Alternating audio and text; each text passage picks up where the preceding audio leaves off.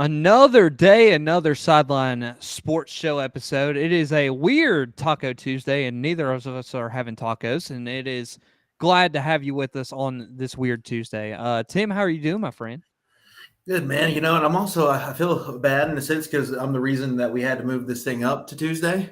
Look, But he has to take his when you have steroids playoffs that tomorrow you do for to church play good softball, church softball.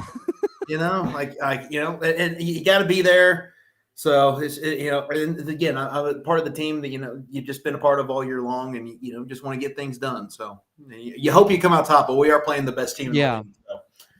Well, I will hate to tell you this. My camera just died, so you won't get to vision all my reenactments of the week. I guess I forgot to charge the battery. Who knows? So you'll just get to see my lovely little face, and I'll disable the camera. That way you can see my little talking bubble here on the show today. I totally forgot to charge the camera. That's all me. All right. It's all good. Yeah. So Tim, glad you're doing good. I'm glad that we had to move the show up a little bit. I know you have to take your steroids tomorrow in order to be prepared for your church softball league game tomorrow. I'm gonna have to because man, I took it off Monday, and I hit a home run in every single regular season game, but we played in a first round game on Monday, and I did not hit a home run for the first time all year. So. Oh, Tim. I know. You've been And my last averaging of that, like I was like, I'm swinging for the fences here, and I popped it straight up, and I was like, oh oh my gosh, I Tim's like didn't get another averaging. chance because we won by run rule. So. See, Tim's been averaging like a home run per game right now. Oh no! I had 13. I had 13 in 9 games. Okay, never mind. We'll change that stat. It's like 1.6 or 7, something like that. It's up there. It's pretty darn good. I mean, if you are a big church softball league fan, Tim is the man right now. I mean, he is balling at church softball. I'm sorry for any pitcher that has to face Tim right now. Huge apology. Beat a trash can. Oh, Then man. you'll know what pitch to throw next. Just like the people in the World Series. Hopefully they don't bang trash cans either. So, anyways, I think we're 5 years past. I think they've evolved. Well, you don't know about church softball league, Tim. I don't know if anybody's evolved in church softball league yet. It got canceled where I live because of the fact of how many fights happened in church softball. So Man, anyway, I'm disappointed. I wanted some fights in my area, I didn't want to cancel the season. So. Yeah, that's true. See, that's a good sport, Tim. Good sport. Anyways, welcome into the Sideline Sports Show. We're way off topic here. Glad to have you with us on this lovely Tuesday. Tim, I want to start the show off by talking about your favorite team. And normally we don't talk about our favorite teams much on this show because of the fact of, my teams just either they suck or, they're not having a good year. I mean, look, the Braves got knocked out early. The Falcons are just the Falcons. We don't even know their identity right now. I don't think they even know their division's identity either. Like, it's just, especially your Carolina Panthers. I don't know if they know their identity after they traded off Christian McCaffrey. That's a whole nother story. And but somehow we're only a game out of first right now. Exactly. And you know what? The Falcons aren't that bad either. Exactly. So it makes no absolute sense. And who knows? And then you come to your Clemson Tigers, Tim. And they have been the headline story of the week. And how in the world, you think they'd be a headline story after they lost or after, they won a huge game. You think you'd see some positive headlines, especially since they won the football game. But negative, ladies and gentlemen. It has been absolutely like, let's bash Clemson week. That, like, literally, that is exactly what is going on Twitter. Yeah, literally just go on Twitter for about 10 minutes, scroll through, and if you don't come across something, you'll find something. Trust me. And here's the one that really bothered me, Tim, and this is what we're going to talk about first before we get into picks of the week. Joel Klatt and his self decided to put this tweet out. Does anyone think at Clemson Football could actually win either division in the SEC or Big Ten East? Do you think they could finish better than third in the SEC East or in the Big Ten East?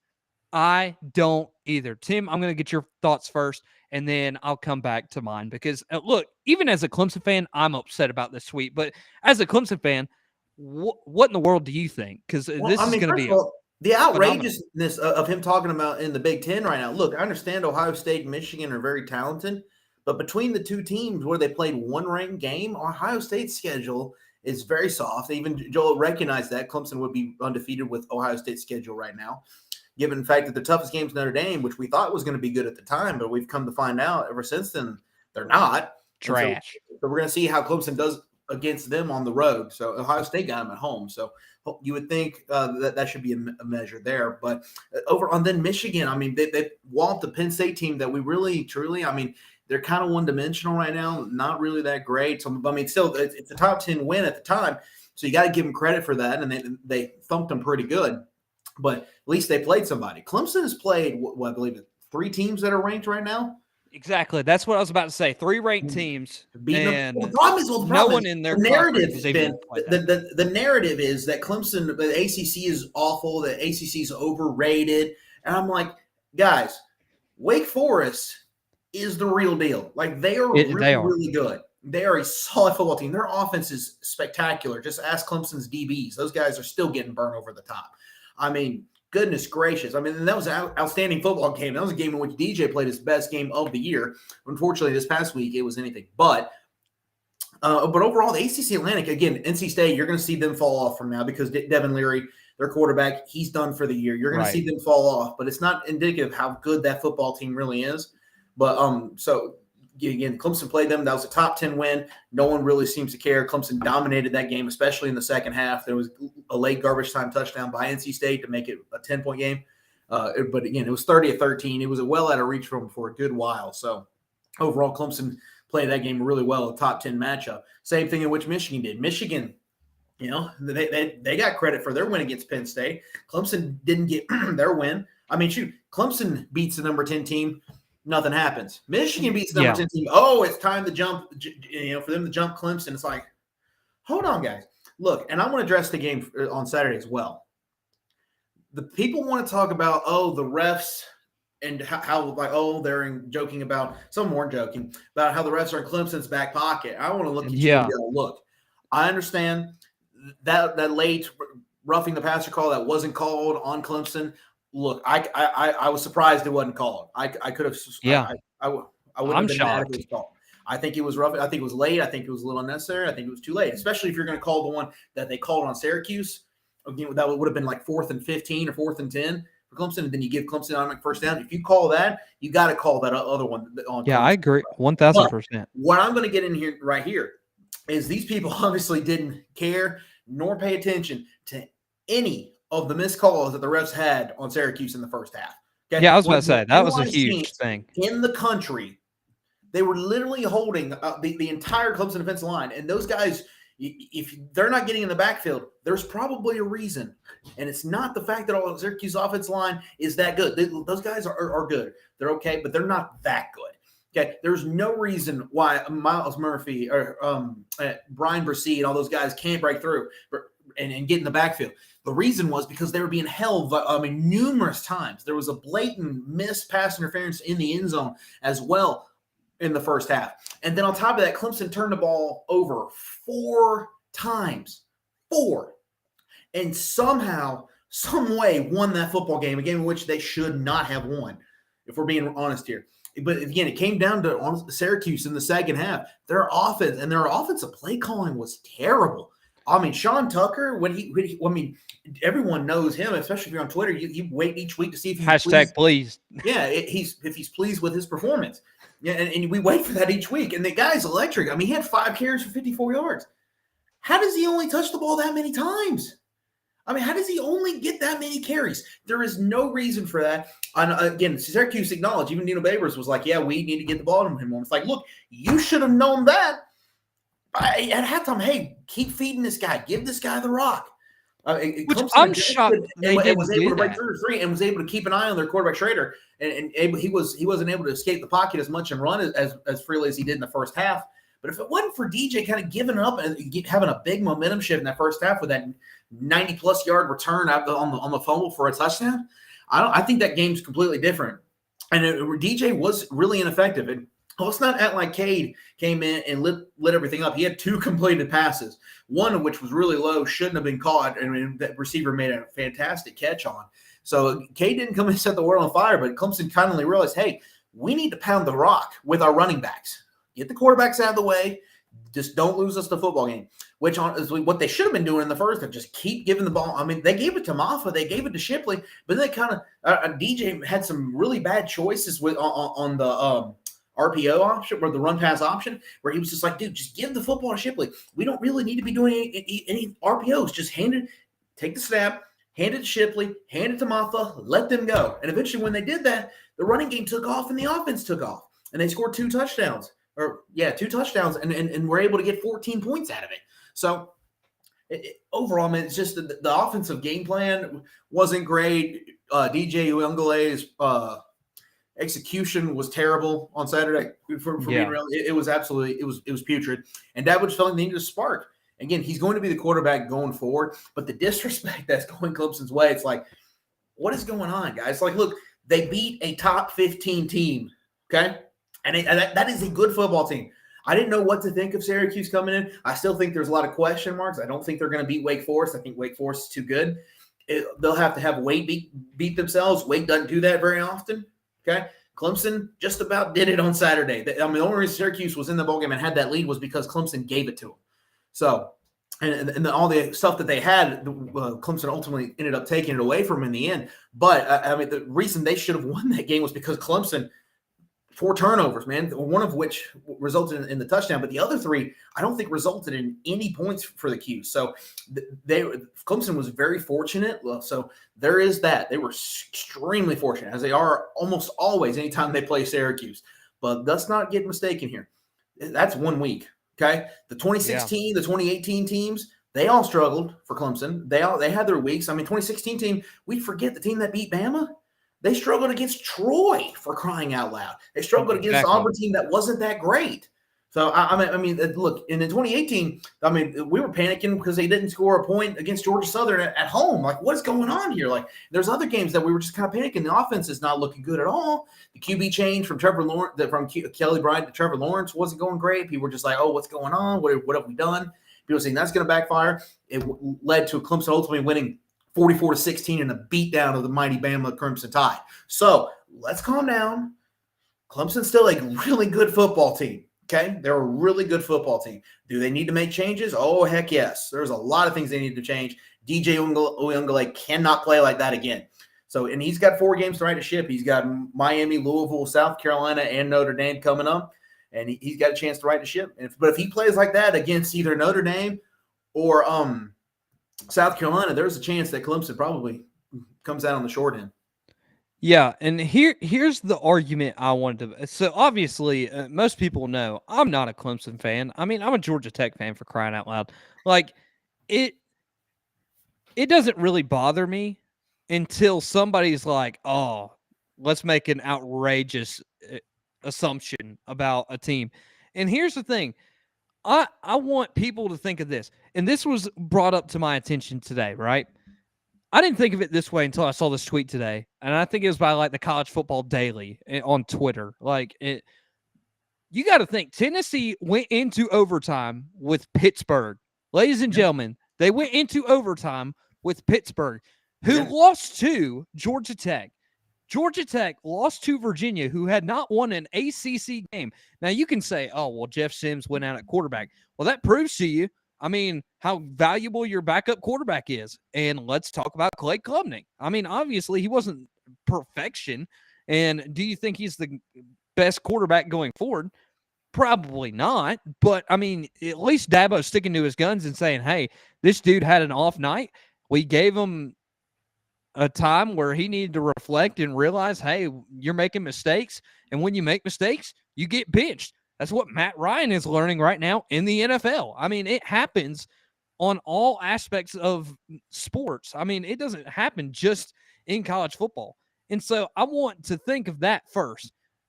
Clemson's not the only team that is struggling right now. Like, I don't want to hear that Clemson this, Clemson that. It's like Clemson's the worst top 5 team there is. I mean, you can pinpoint every single weakness on every single team. You saw Georgia struggle to Kent State. Did anybody even talk about that? No. Missouri. Georgia was trailing to Missouri. Exactly. Did anybody talk about that after a week? No. Like, they were like, oh, it's Georgia. They'll find their track. This is Clemson, for crying out loud. They built a culture on this stuff. Like, hey, if we struggle in one game, we're going to come back stronger the next. Like, that's the culture Dabo Swinney has built at Clemson, and no one gives a crap anymore on how, like, you just want to tear one ACC team down. Now, let me talk about this, too. You mentioned Wake Forest. We've talked about all these different scenarios and stuff like that. And what if Wake Forest only loss is to Clemson at the end of the year? Clemson goes undefeated, wins the ACC title. What do you do then if you're Wake Forest? I mean, you're obviously going to maybe have a Tennessee who's a one-loss team. You may have a Georgia who's a one-loss team. You may have Alabama who's a one-loss team. But let's be realistic. Are you going to throw Wake Forest off to the side here because they're an ACC school?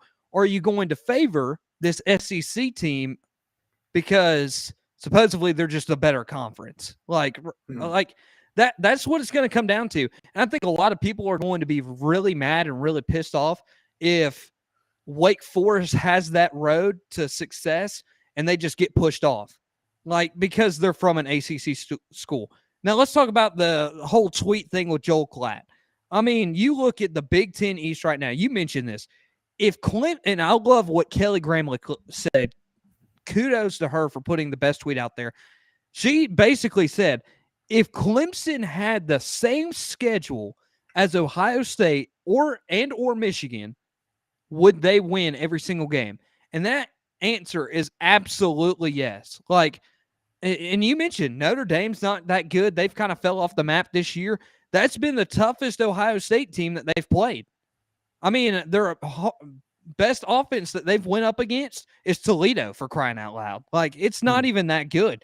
And then when you look at, like, teams like Michigan over here, for a fact, their toughest team's been maybe Maryland, who put 27 up on them.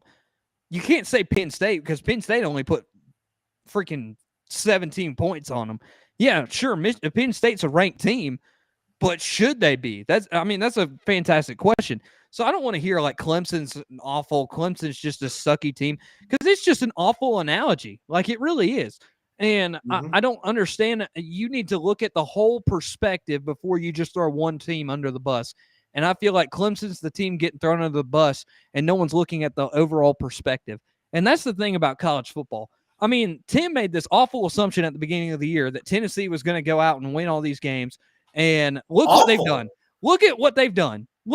Just look at what they've done. They've been phenomenal. Now, I will say I've made the worst prediction out of anybody and saying Texas A&M is going to make it to the freaking college football playoff, and then they lose to freaking South Carolina this weekend. And it's like, where are you at? Yeah. So I'm like, what the world is going on? I mean, and that's look, these are the great things about college football, and these are the worst things about college football. Right now, there's not one team who I can pinpoint to you and say, yeah, they're going to win the national title. There's not. There's a lot of great teams in college football, and that's what makes it really fun and what makes this expansion really fun in these next couple of years. Because teams like TCU, if they win out, that's going to be an argument to be made. Even though they're in the Big 12, that's the argument people's going to make. Oh, they're in the Big 12. It's a soft conference. I mean, look at what teams have done in the Big 12 this year. You had Kansas, who was ranked. They got Kansas when they were good, too. Like, you've had all these great teams in this Big 12 who are finding their identity, finding how to play football instead of just playing offense. Like, they only played offense in years past, and now you're seeing defense come into a Big 12 system that's never been there. So it's really fun and really interesting to see how college football is evolving. We'll just see who makes it at the end. I couldn't tell you if there's 4 right now today who the 4 would be, because it's just that competitive of college football right now. Like, and maybe Tim's right. I mean, Tim may even have Tennessee in there, and he could be right. I mean, we don't even know. Like, we'll find out really in about 2 weeks if Tennessee's really good, because you'll see them play Georgia. And I know people, there's a lot of Georgia fans on here, but I mean, I don't know. And here's an argument. Here's something else that was brought up too. Ever since Georgia walloped Oregon and South Carolina, neither one has lost a game interesting. I mean, yeah, sure. But, I mean, you look at the fact of, like, Georgia's schedule right now, their best team that they've played is Oregon. Okay? You take that as you please. I think Oregon's gotten better as the season's progressed. Are they they're in the top 10 right now, but in years past, would you still keep them in the top 10? That's your real true question mark. And they beat UCLA, good program. I think they beat them by 15 at home. I mean, that's a really good quality win. Yeah, and now you get USC, who everybody's just hype on because of Lincoln Riley and Caleb Williams. So you'll see how they play. Is Oregon a really good team? We'll find out when I guess when they play them, because USC's a better quality opponent. So we'll find out. So, and did you say my awful Tennessee assumption? I did say your awful Tennessee assumption, because everybody thought it was awful at the beginning of the year. But now, look, here's the thing. When you make assumptions, I was like, dang, man. Look, when you make assumptions in the beginning, everybody knows what it means. But here's the thing. Tim has turned it into a very, very good observation. It's not an assumption. It's now an observation. Like, you've seen it play out. Mine was obviously an assumption, and you can see what happened. So, I mean, Texas A&M is just trash. And Jimbo, I don't know what in the world we need to do with him. So, I'm trying to get people to start like believing me when these college football picks, man. There's someone. There's a friend I know, and I know her from church. She's literally, she even messaged me because I was doing the college football pick'em thing. In our group, I'm last. I'm doing terrible. But yeah, damn. Are you talking about ours too, or just you have another one with your church? Is that right? Yeah. One I'm in with you. You're last in both. Everything. Like, yeah, I'm doing bad now. But the one I'm doing with my church and stuff, like, I'm like legit, like. Before this past week, it was a bad week, I was top 100 in the world. So I was doing really well, and I had someone message me, and this girl, she basically said, "Hey, you're killing it right now. I need some help. I need to pass my coworker." I'm like, "Yeah, sure." So I sent her my picks. You shouldn't have asked for advice. Yeah, guess what? Well, she went against me the first week. Two of my picks, she was wrong on both of them. I was like, then she went against my picks this week too, and I'm like, okay, I guess you don't want my help. Yeah. I'm like, you asked for my help and then don't want it. So I'm trying to get people to buy into my picks, because sometimes I'll pick some upsets and people are just like, what? I even tried to get it. And one of those picks she went against me on was Tennessee, Alabama. Like, I tried to tell you. Yeah, you tried. And here's the thing. I mean, my wife, in our group, we have like a family and friends kind of pick 'em challenge thing. And Tim's in this. Tim, I mean, is dead last. He's got like 25 picks right on the season so far through like 8 weeks. I'm up there, maybe like 33, I think is what I have. No, not 33. That's an awful take. I think I have 39. The leader is a girl who, this is her very first year doing this, Joker, and she is winning by 45 points. The next two people are both girls. One is my wife, and the other one is like my adopted sister. And I'm just like, how in the world do you, like, and my wife tells me, this is her analogy, and I don't know if I just need to start doing this. I don't know. She goes on the ESPN app and sees the little like indicator on the percentage wise. You know what I'm talking about, Tim? Where it gives you the percentage of how FBI. Yeah. And she looks at that and says, oh, that's the winner. And that's how she's done it. And I guess I just need to start listening to ESPN, because apparently it's working. So, I mean, I don't know how y'all pick games, but I mean, I go based off of who I think is going to win. I actually just go through the list, don't look at anything, and I'm like, oh, look, here we go. Picks. Yeah. So kind of like, I almost have like a debate with myself in my head, to be honest. Yeah, I mean, like Ole Miss LSU last week. I honestly was like sitting there thinking, I mean, LSU, they could be a good team. I just don't know. Yeah. Ole Miss undefeated. I mean, let's go Ole Miss, right? And you see how that turned out. Yeah. So I mean, was the same way, honestly. Oh man. Anyways, speaking of picks of the week, here's what we're going to do. We're going to take a short break. When we come back, picks of the week is right around the corner, so don't go anywhere. We'll be right back.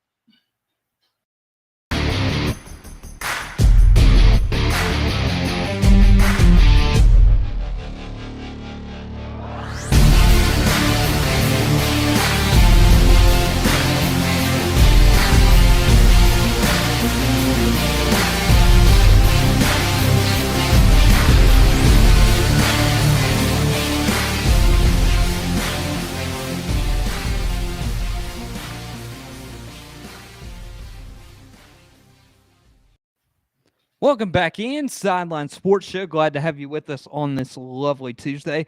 Let's go ahead and tell you a little bit about our friends at Section 103.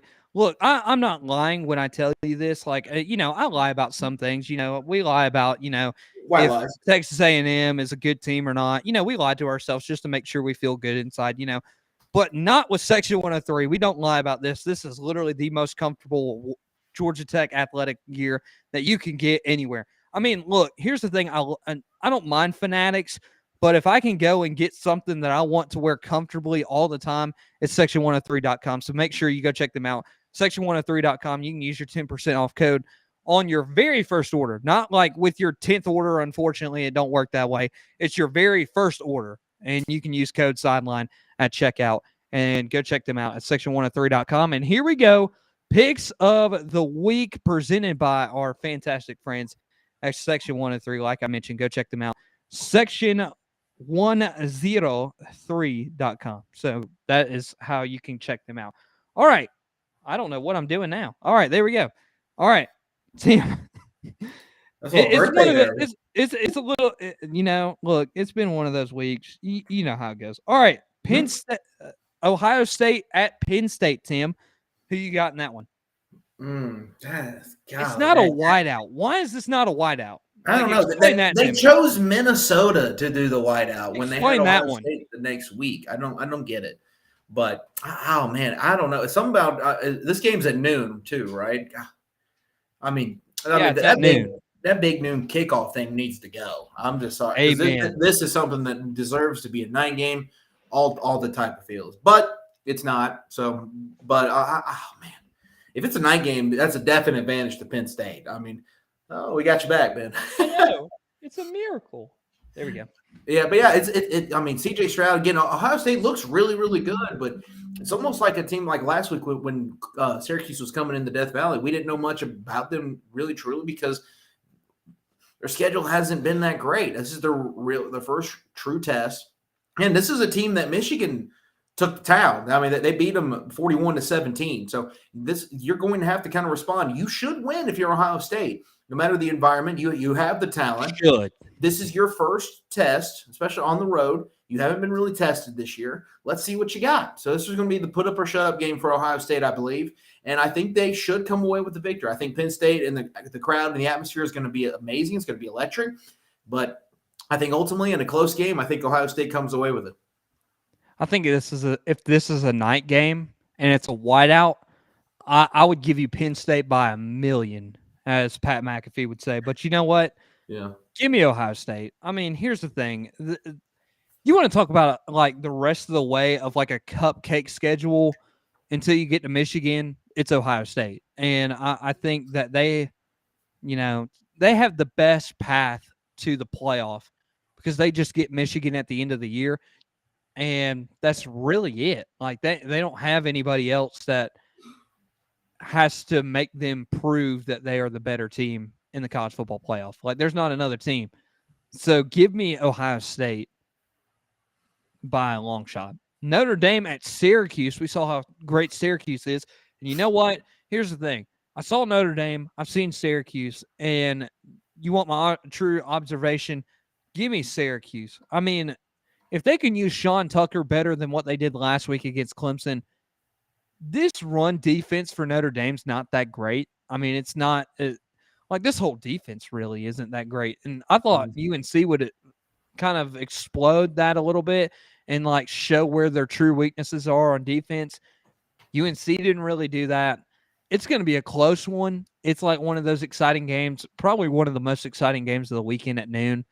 So give me Syracuse by an inch. I mean, by like a field goal, maybe. I don't think they just have the offensive power to go and explode. Now they can force turnovers, and I think that's going to be key when they play Notre Dame. I think they'll get Notre Dame with a lot of turnovers, but turning it into points is going to be the question for me. So give me Syracuse in a close one. Syracuse is dealing with a lot of injuries on the defensive side of the ball. I will give you that. But Notre Dame, man, I just, they've been playing a little bit better, but they're still playing some close games that probably shouldn't be close at times. Like last week. Yeah, I mean, BYU. I mean, after BYU just got obliterated by Liberty, that their win against BYU by 8 really doesn't look great right now. So, man, uh, I don't know. I'm not. I'm just. It's not Syracuse. I don't. They're going to run away with this game. I think you're right, but I think ultimately, I think they're going to build some. I don't. I don't think it's going to be that close like you say it is. To be honest, because I think Syracuse is actually. I think they're a much better football team, especially at the Carrier Dome. Give me Syracuse all day. I don't think they're going to run away with it out of the gate, but once we get closer to fourth quarter, and I think they're going to kind of wind things down, and I think we could see a potential 2-touchdown win at least for Syracuse. Okay. Oklahoma State at Kansas State. Now, granted, I did watch the TCU Kansas State game the other night. Pretty darn good. I mean, TCU had to come back and win that one. Adrian Martinez is questionable. Their backup quarterback's questionable. Their third-string quarterback's questionable. Like, I don't know who they're going to put in at quarterback for Kansas State. Put a wide receiver in. They'll have to put somebody in. Yeah, they'll have to put somebody in. So we'll find out who they start. But who you got for Oklahoma State at Kansas State? You know, Kansas State's been a thorn in the side of a lot of people this year, Ben, but I don't see them unless they come up with some grand old scheme or game plan that just is completely shocking and throws Oklahoma State completely off guard. I don't think there's any way Oklahoma State will lose this football game. They're a good, solid team. They had a loss a couple weeks ago that kind of set them back, but I think they're a really good football team, and I think they step up here on the road. Okay. I'm going to take Oklahoma State as well. When I was just watching Kansas State, I mean, they had a commanding lead over TCU, which was really good. I mean, they were winning with a backup quarterback at TCU. Like, that's really hard to do. And they just let it fall. I mean, they had too many turnovers. They couldn't really move the ball that well on offense. Even with their backup quarterback, they really couldn't move the football. And that's concerning, especially if you don't know Adrian Martinez is kind of questionable. Their backup quarterback took a really hard hit late in that ball game. He's questionable. That third string was kind of in and out. Like they were flip-flopping really between the second string and third string quarterback on who should start the rest of the way. So we'll find out who even plays quarterback on Saturday. And I think that's just too much of a question mark. If you can't move the football with a backup quarterback or even the third string quarterback, I think you're going to try to get Adrian Martinez in that, but I just don't see it being possible. So give me Oklahoma State, probably by at least 2 scores. I would be comfortable saying that. So, all right, Kentucky, or no, excuse me, I missed one. Cincinnati at UCF is our next one. And UCF, Gus Malzahn, people at Auburn are looking at him and saying, we hope you'd come back. So, well, not after last week, because I want to know what the heck happened last week to them. Yeah. Because, I mean, I was like, when I saw this on the ESPN College Football Pick'em thing, I didn't even think twice about it. I was like, UCF's going to destroy East Carolina, especially at home. Yeah. In fact, the exact opposite happened. The Pirates took it to them. So I don't know which UCF's going to show up. Cincinnati almost got upset by SMU last week. Had to stave off a 2-point conversion at the end of that one to avoid going to overtime. So going to be an interesting game here. I don't really know who to trust in this one. Me either. I'm going to kind of toss it up. I'm going to say Cincinnati because I think Cincinnati's going to go in, and I think they're going to pull out a victory. Either way, this game's going to be close. It just depends on – I mean, maybe UCF was looking ahead, and they just look past the Pirates, which teams have done in the past. That's nothing new to college football. So, and they come out and play their best game. But I guess right now I'm going to have to go with Cincinnati. You know, I saw this UCF team play against Georgia Tech earlier in the season, and I know it could just be Jeff Collins, and this is the reason I'm making this pick, but they just didn't surprise me. I mean, they should have murdered Georgia Tech in form and sense, and they just didn't. They turned the ball over too much, and that's what we saw last week with East Carolina. I mean, they turned the ball over too much. I mean, but then again, they've beaten teams like 70-17 this season. So, I mean, it's like what you said. Which UCF team is going to show up? They're at home against a good Cincinnati team who's trying to say, hey, Desmond Ridder was not the only, and Sauce Gardner was not the only 2 reasons we're good. Like, there's a lot of other players on this team that makes this team good. But I'm going to go with the upset. Give me UCF at home in the bounce house. I think that place is always electric. I would never want to actually play there, and I'll take it for that reason. So Give me UCF at home. Kentucky at Tennessee, Tim. This is I would say, interesting one because you don't know what Kentucky is going to show up. So, who you got in this one? I think with my preseason pick, I still got to go with Tennessee. Yeah. Excuse me. Yeah, I got to go with Tennessee. Got the Volunteers. I think their offense is going to be too much. I think Kentucky may be able to slow down their offense right now. I mean, again, I don't know if anybody can really slow down their offense, but Kentucky can definitely do it. We'll see how well Hooker comes out and how well he plays. Again, it's going to rely a lot on their defense as well because Kentucky is not a team that can get up and down the field. Tennessee's defense definitely can. So, or they'll allow that to happen. So it'd be interesting to see Will Levison if he's able to command that offense and able to put points up on the scoreboard. Because in order for them to win, he's going to have to. And I think he puts up points. I think he puts up considerable amount, probably 28 to 30 type range. But I don't think that's going to be enough. I think Tennessee's probably looking at around in the 40 mark in this game. I don't see their offense slowing down anytime soon here. Again, did you see the uniforms they're going to roll out this weekend? No, I did not. Oh, it's the black and then the orange stripe over the helmet and the orange lettering with the black uniform. Dude, it is sick. You got to go check it out. Okay. You can't lose in those. If you do, then throw them away and burn them forever. But they're absolutely sick. And you know what? I was already going to make this pick, but now it makes it more obvious. You said they're wearing black uniforms, right? Yeah. You know what you only wear black to? Funeral. A funeral. And they're going to make a funeral session for Kentucky. And here's the thing. You don't want to slow down, especially when you got Georgia the next week. Mm-hmm. So, Tennessee, you better win this game because you do not want to walk in to play Georgia and already have some struggles. So, and they're rocking on all cylinders. When I saw the score at halftime against UT Martin, now granted, you should beat UT Martin any given day of the week, but when I saw the score at halftime and it was 52-7, I'm like, good night. Yeah, you're rocking on all cylinders. And so I was keep going, Rocky Top. Keep going. Yeah, I was very interested that they ran a trick play to get to 52 points. Exactly. Like, why are we running trick plays? I know we're practicing, but we're trying to put stuff on film for teams. I don't know what we're doing. Hey. So, hey, you do what you got to do. All right, look, you want to talk about a conference who's been just all over the place? This is the conference right here, ladies and gentlemen, the Sun Belt. It has been a fun belt, Sun Belt, and let me tell you, it gets even better this weekend. Coastal Carolina at Marshall, Tim. Ooh. Who you got in that one? Marshall's been good this year, man. Coastal had their first loss a couple weeks ago. And they didn't look good last week either. I believe they got demolished in an upset loss against Old Dominion. So, I got to go Marshall. I got to go Marshall here, man. They're riding a high. They're looking really good this year. Not enough people are talking about them, especially after their upset win over Notre Dame in week 2. Not enough people are talking about them. The Sun Belt is a really good conference right now, and I think Marshall's just the best of the conference, and I think they continue their winning ways in Conway. Shout out to our fellow broadcaster Noah Ferry. Who covers that Sun Belt. And let me tell you, I mean, he's got too much to cover because this is just an insane. I mean, when you think, okay, you see Georgia Southern, they're good, and then I pick them for like 3 straight weeks, they lose. I should never pick Georgia Southern again in my life. I mean, this is a team that lost to Georgia State. I mean, but yet they've played Marshall, I think, and I think they beat Marshall, I think, if I'm correct. I may have to go back and look. But Coastal Carolina, I mean, this is a good team too. But give me Coastal Carolina on the road. I mean, they only have 1 loss on the season, and I think it was to a heartbreaker.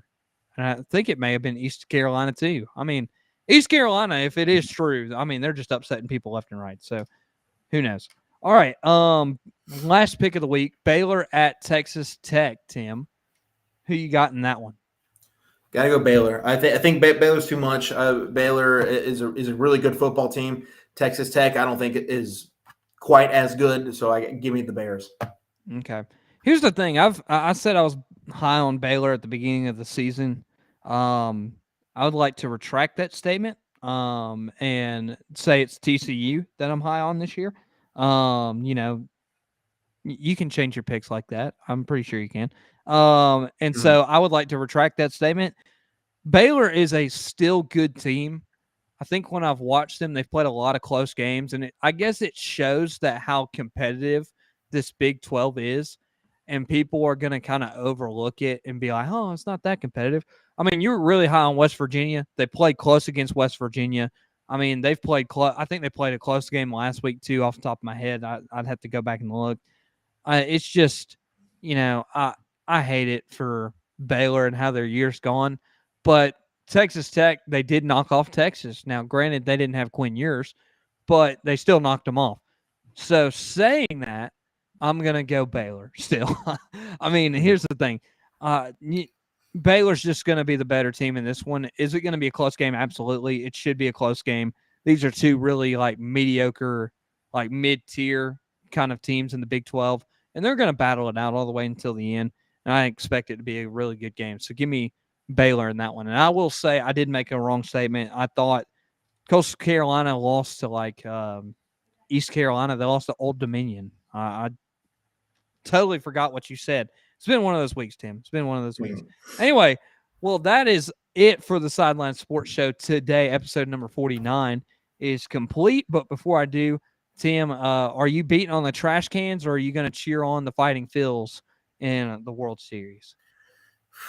Oof, it's tough for me to root for either team, to be honest with you. Amen to that. But, I mean, it would be kind of cool to have three NL East champions in 19, 21, and 22, with the Dodgers mixed in there in 20, to win the title and then have that still over the Mets. So I feel like that'd be kind of funny because they weren't involved in any of it. So yeah. I think that would be kind of funny, kind of cool. Then again, the Phillies were the team that knocked us out. So it's like, golly dang, I don't know who to root for. I mean, I think it's going to be a good World Series here. I think we're going to be very entertaining, very similar to last year. Team, the Astros, very solid a baseball club in the Astros, going against the team that won 87 games. Braves last year won 88 games. So very similar. The team that got hot towards the end of the year carried into the postseason, found their stride, and now they're playing really good baseball going to the World Series. So we'll see if the Astros can bring home their first title since the very controversial title that they brought home in 2017. So honestly, I'm just rooting for a good World Series at this point. It's too tough to pick one of these teams to root for, so I'm just going to root for a Game 7 type scenario because we hadn't had that, feels like, in a long time. So sorry, I have to get out of the shot. So here's the thing, right? I wish, and I think a lot of people would wish this too, that neither team would just win the World Series and we'd be over with it, right? Yeah. I think everybody would agree with that statement. I saw this projection today. Sorry, I'm having to lean over. Well, I'll do it in just a second. I saw this map today of states cheering for the World Series teams. And it said Texas obviously cheering for the Astros, and then Philadelphia. You get the point. And the rest of the states were all just we wish an asteroid would, hit the world, right? So here's the thing. I don't really care, yeah. I'm at the point where I felt very disrespected as a fan when the Phillies were literally doing the chop as we were losing 11-0 or 11-1, and it felt disrespectful for me as a fan. So you know what? I hope and pray to Jesus that we just beat on some trash cans, get another World Series for the Astros. That's what you were reaching for. Renew it. Look, don't let us down. All right. I was wondering what you were reaching for over there. That's exactly what I'm reaching for. That's all. Give me the trash cans and give me the Astros. All right. Look, and here's the thing. Oscar the Grouch, make me happy. Beat on a trash can. Cheer for the Astros. And we can all just say it's dead and done. They renewed their, World Series vacancy from 2017.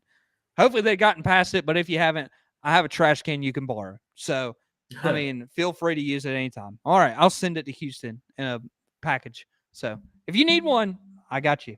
So, all right, well, that's going to do it for the Sideline Sports Show today. Have a fantastic week, and we'll see you next Thursday, not this Thursday, next Thursday, right here on the Sideline Sports Show.